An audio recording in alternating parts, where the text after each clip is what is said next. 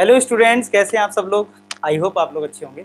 और last time हम लोग एग्जाम तक कर रहे थे और कंटिन्यूटी एंड डिफरेंशियबिलिटी का जरा चेक कर लो हमने कहाँ तक कर लिया था। तब तक मैं आपको ये बता देता हूँ, अगर आप चैनल पे नए हैं तो क्या है, अगर आप ब्राउजर ओपन करते हैं या फिर आप यूट्यूब ओपन करते हैं तो क्या क्या अपने चैनल पे है जिससे कि आप लोगों को बहुत बेनिफिट हो पाए, अपने चैनल से आपको चीज़ों के बारे में पता हो। जैसे ये हमारा चैनल है मैथमेटिक्स स्टडी हब। अगर आप जेई की तैयारी कर रहे हैं तो यहाँ पे आपको बहुत सारे वीडियोस मिल जाएंगे। लेकिन अगर 12th क्लास में स्पेसिफिक आप 12th क्लास की सिर्फ तैयारी कर रहे हैं तो देखो एनसीईआरटी चैप्टर वाइज पूरी प्ले लिस्ट आपको मिल जाएगी। एक एक क्वेश्चन मैंने करवाया है। एनसीईआरटी एग्जामिनर आपको पूरा मिल जाएगा, एक एक एक्सरसाइज का एक एक question. MCQ and case study based questions आपको पूरे मिल जाएंगे साथ के साथ। और अगर मान लो पेपर अचानक से आपका आता है तो वन शॉट वीडियोस के थ्रू आप रिवीजन कर सकते हैं, प्रीवियस ईयर क्वेश्चंस कर सकते हैं। और अगर आप आर डी शर्मा या आर एस अग्रवाल के इंपॉर्टेंट क्वेश्चन या आर डी शर्मा करना चाहते हैं तो ये मार्क्स बूस्टर आप कर सकते हैं। सर ये सारी चीजें हैं आपके लिए, तो बहुत मतलब एक फुल कंटेंट है आपके, मतलब ऐसा कुछ कह नहीं सकते हो आपके सर ये चीज इसमें नहीं है। सब कुछ यहाँ पे अवेलेबल है, तो आप अच्छे से पढ़ाई कर सकते हैं।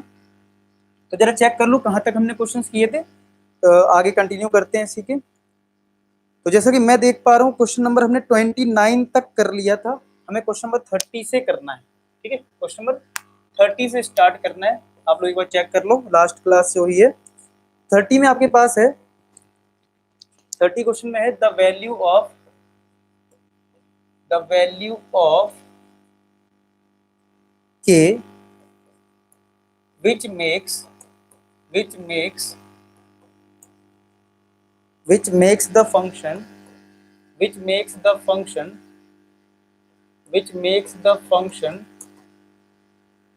defined by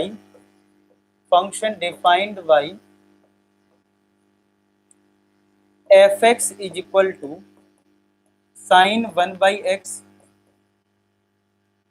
और यहाँ पे k if x not equal to 0, if x is equal to 0, continuous at x is equal to 0, continuous at x is equal to 0। ठीक है, तो आपको k की वैल्यू फाइंड आउट करनी है। ऑप्शन भी आपके पास है, ऑप्शन भी आपको दे रखे हैं। ऑप्शन ए में आपके पास है 8, ऑप्शन बी आपके पास है 1, ऑप्शन सी है -1, ऑप्शन डी है नन ऑफ दी। ये तुम्हारे पास ऑप्शन है। ठीक है, ये तुम्हारे पास ऑप्शन है। तो अगर हम बात करें इसको कैसे सॉल्व करेंगे हम लोग, तो सबसे पहले आपको पता है कि यार हम लिमिट अगर सॉल्यूशन की बात करें इसकी,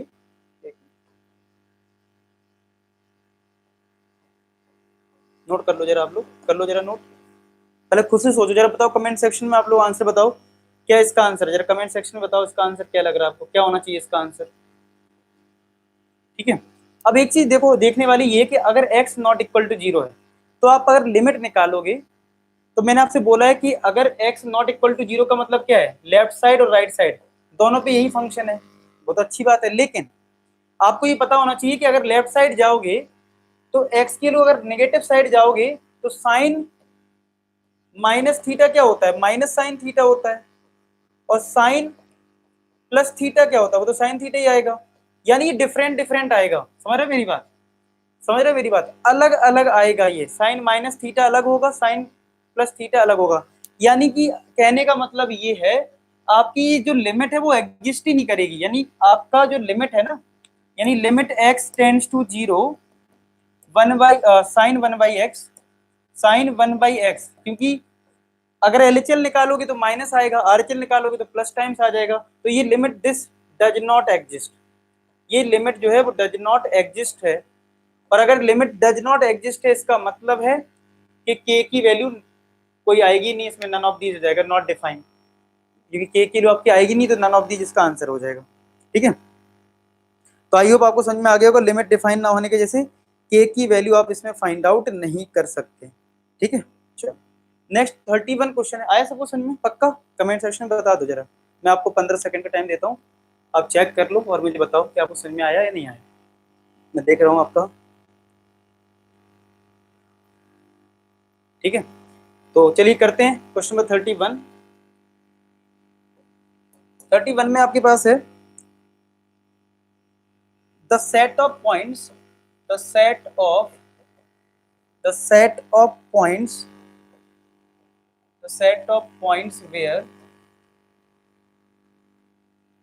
set of points where the function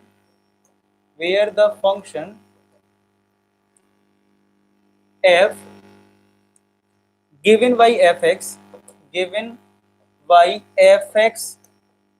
is equal to mod x minus 3 into cos x is differential at, ठीक है। कितने पॉइंट पे डिफरेंशियल है? Option A all real number, option B all real number minus का 3, option C 0 से इनफाइनाइट, option D none of these, ठीक है।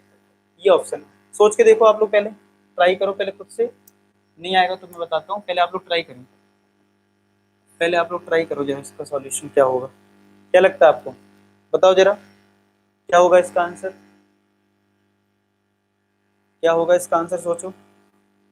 लिखा है set of points where the function f given by fx equal to this is differentiable at, किस पे differentiable है? देखो मैंने आपको एक चीज बताई थी कि फंक्शन डिफरेंशिएबल कब नहीं होता। जैसे मॉड x की बात करें, तो 0 पे ये शार्प v देता है, v इधर, तो ये जहां पे शार्प पॉइंट होता है ना, वहां पे डिफरेंशिएबल नहीं होता है। अब जैसे यहाँ पे मॉड x माइनस 3 है, तो ये कंटिन्यूस तो हर जगह है, तो यहाँ पे 3 आएगा, तो 3 पे शार्प पॉइंट आ रहा है, यानी कि 3 पे डिफरेंशिएबल नहीं होगा। आपको मैंने बताया था प्रीवियस क्लासेस में कि आपका कंटिन्यूस तो ये फंक्शन हर जगह है, लेकिन डिफरेंशिएबल 3 पे नहीं है। और cos x की बात करें तो cos x को तो आपको पता है इस तरीके का ग्राफ होता है, कहीं भी शार्प पॉइंट नहीं है, तो ये कंटिन्यूस भी है डिफरेंशिएबल भी है, तो ये तो कंटिन्यूस भी है डिफरेंशिएबल भी है, ये कहाँ पे डिफरेंशिएबल नहीं है? 3 पे। तो इसका आंसर क्या आ जाएगा? B part. आया समझ में कि ऑल रियल नंबर पे डिफरेंशिएबल होगा, लेकिन 3 पे डिफरेंशिएबल नहीं होगा, क्योंकि शार्प एजेस है इसमें, क्योंकि वी शेप बन रहा है, शार्प पॉइंट यहाँ पे है 3, तो 3 पे डिफरेंशिएबल नहीं होगा, कंटिन्यूस है। अगर इसमें ये पूछा जाता किस पॉइंट पे कंटिन्यूस है, तो मेरा आंसर होता real number, all real number, ठीक है। आया समझ में? नोट कर लीजिए। करते हैं नेक्स्ट क्वेश्चन। तो नेक्स्ट क्वेश्चन में है 32 में, नेक्स्ट क्वेश्चन हमारे पास 32 लिखा है डिफरेंशियल कोफिशिएंट ऑफ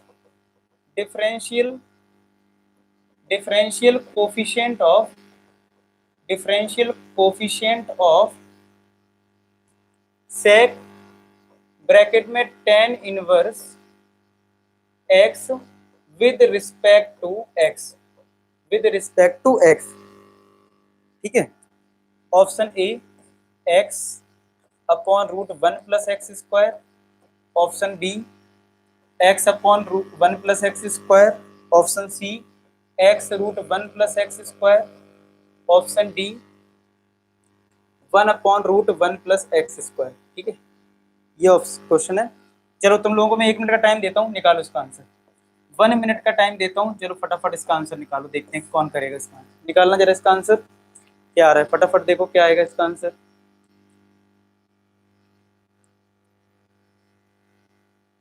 करो इसको ट्राई।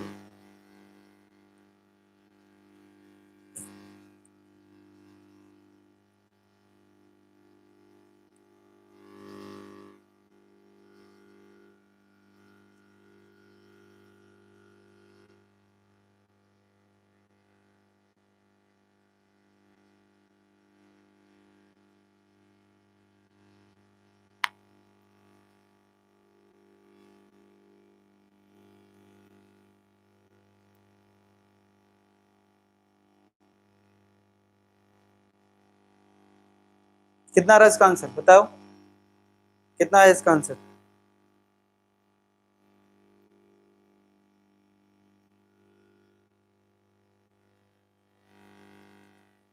पहले तो डिफरेंशियल कोफिशिएंट का अगर मतलब समझ में ना आ रहा तो मैं बता दूं, डिफरेंशियल कोफिशिएंट का मतलब डिफरेंशिएट करना है, यानी डी बाई डी एक्स निकालना है। डिफरेंशियल कोफिशिएंट का मतलब यहाँ पे आपको D by D x find out करना है, ठीक है।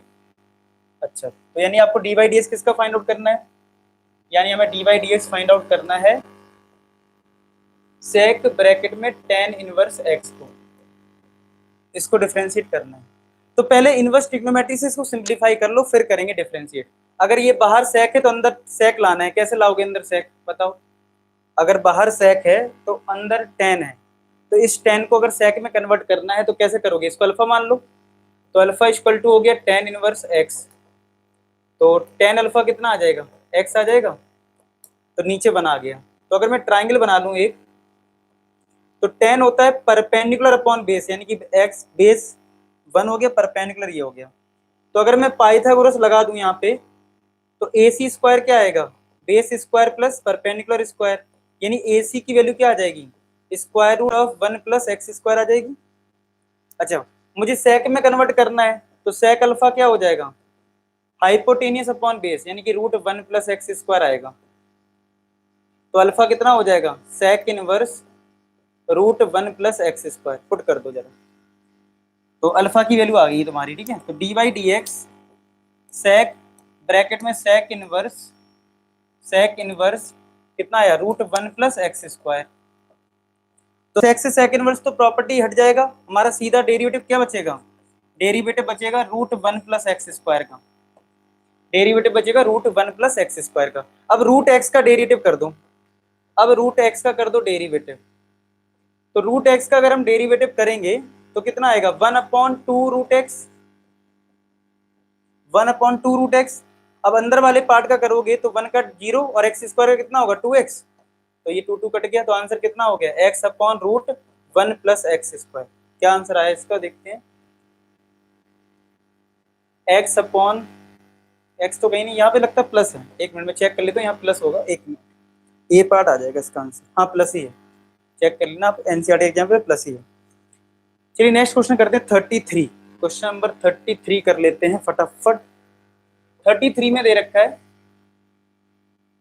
33 में हमारे पास है, if u equal to sign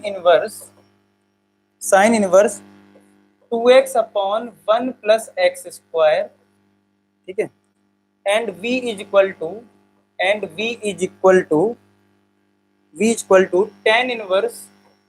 ten inverse 2x upon 1 minus का x square, then du by D x is equal to, ये बताना है कि du बाई डी एक्स कितने के इक्वल होगा, ये तुम्हें बताना है कि du बाई डी एक्स कितने के इक्वल आएगा, ठीक है। तो ये तुम्हारा u दे रखा है, ये तुम्हें v दे रखा है, तुम्हें du by D x find out करना है, तुम्हें du by D x find out करना है। और ऑप्शन तुम्हारे पास हैं, ऑप्शन ए तुम्हारे पास है 1/2, ऑप्शन बी है x, ऑप्शन सी है 1 minus x square upon 1 plus x square, option D है 1, ठीक है। ये है तुम्हारा क्वेश्चन, करो जरा इसका आंसर, मैं आपको 10-15 सेकंड दे देता हूँ, करो इसको आंसर।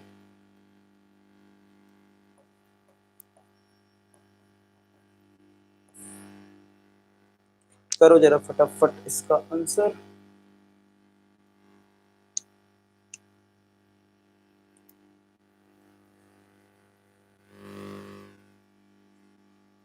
कितना आ रहा है देखो, बताओ कमेंट सेक्शन में क्या आ रहा है आपका आंसर।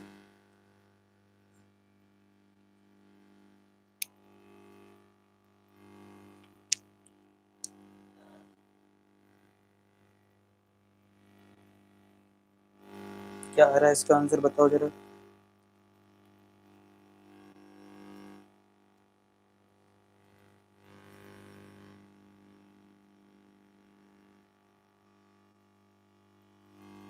कितना आ रहा है देखो, अगर u की बात करें तो अगर ये अगर तुमने इनवर्स ट्रिग्नोमेट्री पढ़ी है तो ये पता किसका फॉर्मूला है, 2 tan इनवर्स x का फॉर्मूला है, ठीक है। इतना आसान हो जाएगा, देखने में लग रहा था पता नहीं क्या है। और v की बात करें तो ये भी 2 tan इनवर्स x का फॉर्मूला है। अरे वाह क्या बात है। अब तुम्हें, अच्छा यहाँ पे तुम्हें du बाई डी निकालना है, नॉट dx, मतलब u का v के रिस्पेक्ट में निकालना है। तो ऐसा क्वेश्चन मैंने एक करवाया है तुम्हें कि u का v के रिस्पेक्ट में निकालने का मतलब पता क्या करोगे, तुम du बाई डी निकाल लो, यानी कि इसको भी x के रिस्पेक्ट में निकाल लो और v को भी तुम x के रिस्पेक्ट में निकाल लो और दोनों को डिवाइड कर देना, तुम्हें du बाई डी मिल जाएगा। तो ये तो बहुत आसान हो गया। तो du बाई डी कितना आ जाएगा, 2/1 प्लस एक्स स्क्वायर, यहाँ से dv कितना आ जाएगा, dv बाई डी ये आ जाएगा 2/1 प्लस एक्स स्क्वायर, ठीक है। ये आ गया रिजल्ट, आई होप आपको क्लियर चल रहा है। तो बस डिवाइड करना है, तुम्हें डिवाइड करना है, ठीक है। तो अगर हम ये फर्स्ट मान लें और ये सेकेंड, तो फर्स्ट अपॉन सेकेंड करते हैं, अगर हम फर्स्ट अपॉन सेकेंड करते हैं तो du/dx अपॉन db/dx, तो dx से dx तो कट जाएगा और यहाँ से क्या आएगा, दोनों सेम ही है, कट के क्या आएगा 1 आ जाएगा आंसर, यानी डी पार्ट, यानी आंसर क्या होगा डी पार्ट। आई होप आपको क्लियर हो गया होगा कि डी पार्ट है इसका आंसर। ठीक है, चलिए नेक्स्ट क्वेश्चन करते हैं। क्या है नेक्स्ट हमारा, नेक्स्ट है हमारा रोलिस थ्योरम पे बेस्ड है। ठीक है, नेक्स्ट क्वेश्चन जो है वो रोलिस थ्योरम पे बेस्ड है। क्या है भाई 34 है हमारा क्वेश्चन। 34 में हमें दे रखा है the value of C, the value of C in the mean value theorem in Rolle's theorem, in Rolle's theorem 34 में रोलिस थ्योरम है। In Rolle's theorem,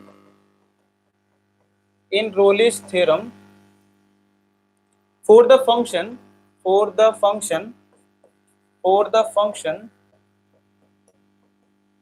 fx is equal to e की power x sin x, for the function e की power x sin x, x belongs to 0 से पाई, x belongs to 0 से पाई as. ठीक है, ये function इस कंडीशन में दे रखा है, तुम्हें सी निकालना है। ठीक है, ऑप्शन ए तुम्हारे पास है π/4, π/6, ऑप्शन बी है π/4, ऑप्शन सी है π/2, ऑप्शन डी है 3π/4, ऑप्शन डी है 3π/4। आई होप आपको रोलिस थ्योरम आती होगी। मैंने हालांकि रोलिस थ्योरम को प्रीवियस लेक्चर में एक्सप्लेन थोड़ा किया था, अगर आपने देखा हो वो लेक्चर, अगर आपने वो लेक्चर देखा हो अच्छे से, तो क्या होता है सी निकालने के लिए तरीका क्या होता है, रोलिस थ्योरम में सिंपल है, डिफरेंशिएशन को 0 कर दो या फिर x को हम c से रिप्लेस कर देते हैं, x को हम क्या करते हैं c से रिप्लेस करते हैं, ये है सिंपल। तो यानी सबसे पहले तो डिफरेंशिएशन कर दो इसका, यानी ध्यान रखना रोलिस थ्योरम में डिफरेंशिएशन को 0 करना है। ठीक है, अगर तुम्हें कोई c निकालना है तो मैंने बताया था आपको। तो अगर हम f' निकालेंगे तो कितना आएगा, e की पावर x sin x का हो गया cos x, फिर cos x बाहर, सॉरी sin x बाहर और e की पावर x का e की पावर x, ये आ गया, यानी e की पावर x ब्रैकेट में sin x plus cos x, sin x sin c plus cos c is equal to 0। अब देखो एक्सपोनेंशियल कभी भी 0 होता नहीं है, तो इसका मतलब ये वाला फैक्टर 0 हो जाएगा, तो sin c plus cos c क्या होगा 0। अच्छा एक्सपोनेंशियल 0 क्यों नहीं होता है, अगर तुम्हें एक्सपोनेंशियल फंक्शन का ग्राफ पता हो तो कुछ इस तरीके से बनता है, तो ये हमेशा एक्स एक्सिस से ऊपर रहता है, हमेशा पॉजिटिव वैल्यू देता है, इसीलिए ये कभी होगा नहीं 0, तो ये 0 हो जाएगा। तो sin c plus sin c कितना आ जाएगा, sin c is equal to minus का cos c आ जाएगा, cos से डिवाइड कर दो क्या tan c आ गया -1। अब tan की वैल्यू नेगेटिव -1 कहाँ होती है, जब एंगल 135 डिग्री होता है या फिर 3π/4 होता है। यार ये ट्रिग्नोमेट्री थोड़ी सी आनी चाहिए, तो c कितना हो जाएगा 3π/4। ऐसे सोच सकते हो tan नेगेटिव कहाँ होता है, थर्ड में और फोर्थ में। तो आंसर तुम्हें 0 से पाई तक में बताना है, कहाँ तक बताना है 0 से पाई में, इसका मतलब सेकंड क्वाड्रेंट में आंसर बताना है। 45 पे 1 होता है तो 180 - 45 कर दोगे 135 आ जाएगा, 135 आ जाएगा आपका आंसर, समझ रहे हो। आई होप आपको क्लियर हो गया होगा। नेक्स्ट है हमारा मीन वैल्यू थ्योरम पे बेस्ड, नेक्स्ट क्वेश्चन जो है वो है मीन वैल्यू थ्योरम पे based, question number 35। Question number 35 क्या दे रखा है, the value of C, the value of C in mean value theorem, in mean value theorem for the function, for the function, for the function fx is equal to, fx is equal to x bracket में x -2, x belongs to 1,2, x belongs to 1,2 is। ठीक है, तो यहाँ पे क्या हो जाएगा, मतलब ऑप्शन तुम्हें दे रखे हैं, ऑप्शन ए तुम्हारे पास क्या क्या है, ऑप्शन ए तुम्हारे पास है 3/2, ऑप्शन बी है 2/3, ऑप्शन सी है 1/2, ऑप्शन डी है 3/2, ऑप्शन डी इज 3/2। ये तुम्हारे पास ऑप्शंस हैं, ये तुम्हारे पास ऑप्शंस हैं।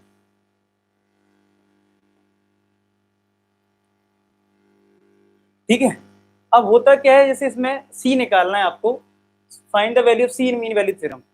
जैसे रोलिस थ्योरम में जब हम डिफरेंशिएशन करते हैं उसको 0 के इक्वल कर देते हैं, यहाँ जीरो के इक्वल नहीं करते, यहाँ पे क्या होता है जो डिफरेंशिएशन होता है, ठीक है, वो F B minus F A upon B minus A के इक्वल होता है। जो एफ डैश सी होता है वो हमारा F B minus F A upon B minus A के इक्वल होता है इसमें। तो एफ डैश सी की बात करें तो एफ एक्स तुम्हें कितना दे रखा है, एक्स ब्रैकेट में एक्स माइनस टू, तो हमें डिफरेंशिएशन चाहिए है तो जरा डिफरेंशिएट कर लो, चलो मल्टीप्लाई कर लो, थोड़ा डायरेक्टली हो जाएगा। तो एफ डैश एक्स कितना आ जाएगा, टू एक्स माइनस टू, तो यहाँ पे तो टू सी माइनस टू आ जाएगा क्योंकि हम एक्स को सी से रिप्लेस कर देते हैं, ठीक है। एफ बी, अब ये एफ बी का मतलब क्या है, ये जो लिमिट होती है ना, ये ए होता है और ये बी होता है, तो अगर एफ एक्स तुम्हारे पास है एक्स ब्रैकेट में एक्स माइनस का टू, तो अगर हम ए निकालते हैं यानी कि वन निकालोगे, ये वन है ना ए, क्योंकि हमें एफ बी और एफ ए चाहिए, तो एफ वन निकालोगे तो वन ब्रैकेट में वन माइनस टू यानी माइनस वन आ गया, एफ टू निकालोगे यानी एफ बी निकालोगे तो जीरो हो जाएगा, क्योंकि टू माइनस टू क्या होगा, जीरो। तो एफ बी तो जीरो आया, एफ ए माइनस वन आया, बी तुम्हारा टू है, ए तुम्हारा वन है, सॉल्व कर लो, यहाँ से सी मिल जाएगा, two C minus two equal to, ये प्लस वन हो गया, ये भी प्लस वन, तो two C equal to three आ गया, तो सी की वैल्यू कितनी आ गई, थ्री बाई टू, सी की वैल्यू थ्री बाई टू यानी ए पार्ट आ गया। आया समझ में? तो आई होप आपको आज के सारे क्वेश्चन समझ में आए होंगे और आपको अच्छे से क्लियरिटी हो रही होगी एनसीईआरटी एग्जामिनर की। ऐसे ही मेरे साथ प्रैक्टिस करते जाओ, आपका बढ़िया हो जाएगा मैथ्स। तो मिलते हैं नेक्स्ट वीडियो में, तब तक अपना ख्याल रखें, bye bye to all. Last में एक ही बात बोलूँगा कि आप सभी सफल हो। धन्यवाद।